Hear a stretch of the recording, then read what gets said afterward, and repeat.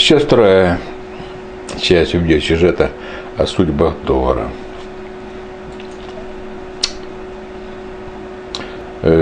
Статус американского доллара как синонима гавани убежища или безопасности, или кризисной валюты, скорее всего, приходит конец. Адепты этой точки зрения напоминают, что прежде, когда гремели пушечные выстрелы, доллар всегда находился на высоте. Так было после банкротства банка Lehman Brothers, после 11 сентября 2001 года и после Косовского конфликта. Однако, реакция американской валюты на беспорядки в Северной Африке оказалась совсем иной.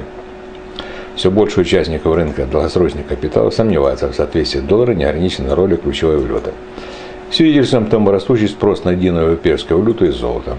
За 1 евро в прошлую пятницу давали 1,395,4 доллара, а цена золота поднималась до 1421 доллара за тройскую унцию. С января по сравнению с основными валютами доллар потерял, то есть обесценился на 5%, относительно евро почти на 7%, хотя проблемы, стоящие перед Европейским валютным союзом, явно не преодолены. В частности, долговые. Еще одну причину снижения курса доллара некоторые эксперты видят в Китае, который все больше и больше отворачивается от американской валюты. Доля доллара в резервах Нацбанка Поднебесной отчетливо сокращается. Конечно, нельзя обойти вниманием и внутренние обстоятельства, около строго постигшие доллар.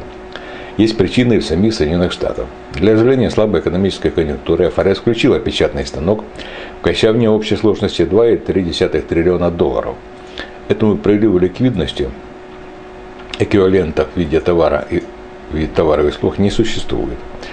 Однако, не все эксперты полагают, что закат доллара неотвратим. Так, Ханс Гюнтер Редегер из BNP Paribas указывает на обманчивость стабильности евро. Если цена на нефть резко подскочит вверх, говорит он, экономически еврозона отреагирует на это, что гораздо более болезненно, чем Америка.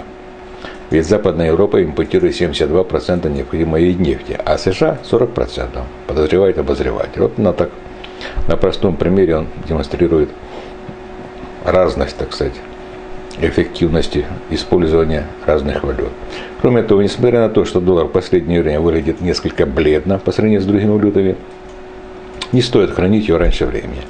Между тем, таких прогнозов хоть и добавляй. Кто знает, может, некоторые из них окажутся на удивление точны. Но даже самые закоренелые и убежденные медведи должны помнить о том, что доллару не раз удалось выплыть из бурных вод и оставить с носом всех, кто в него не верил. Однако, следует признать, то сейчас на валютном рынке нет ни одного фактора, который однозначно призывал бы к покупке доллара.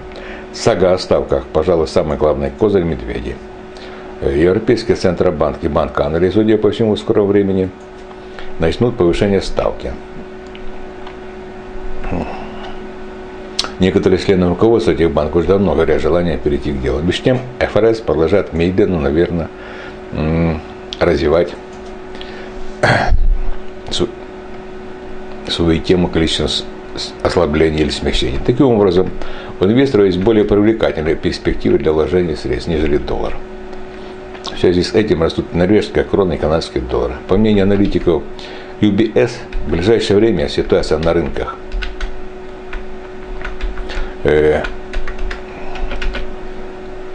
энергоносителей не изменится. Это стимулирует диверсификацию не в пользу доллара. И, наконец, политические проблемы Ближнего Востока и Магрибского пояса Средиземного моря также не делают американскую валюту привлекательной. В поисках убежища инвесторы предпочитают покупать франк. В конце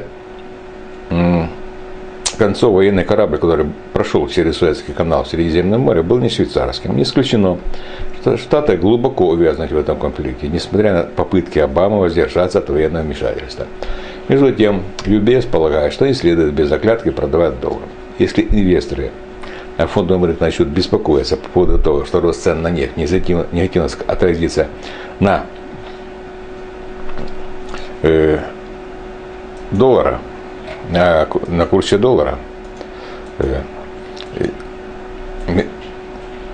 и мировой экономики доллара начнет восстанавливаться. Во-первых, инвесторы пересмотрят свои прогнозы по ставкам в Европе. Во-вторых, портфельные управляющие начнут репатриировать прибыли за границей. Таким образом, инвесторам на валютном рынке следует внимательно следить за состоянием фондовых индексов. А тем временем У Алана Гринспена по этому поводу несколько иное мнение. Великий и ужасно считает, что золото – универсальное платежное средство. Может ли рост сырьевого рынка остановить восстановление экономики? Да, конечно. Прямой корреляции цен на нефть и мировой экономики не стоит даже подвергать сомнению. Наоборот, нефтяные котировки – важный опережающий фактор. Нефть сорта Brent на 10-12 долларов опережает сорт WTI. И среди всего прочего, судя по ценам бензин в США, в своих оценках он должен отталкиваться именно от нефти сорта Brent. Золото также определенный индикатор. Если взять ощутимый отрезок времени, стабильный курс евро и доллара даже не сдвинулся с места. Обе основные валюты далеко не в лучшей форме. И все стремится к золоту. Желтый металл – универсальное платежное средство, не требующее никаких подписей и гарантий, сообщил в эфире CNBC экс-глава ФРС Алан Гринспен. И, как водится, снова смешал все карты обострившейся дискуссии о судьбе доллара и евро.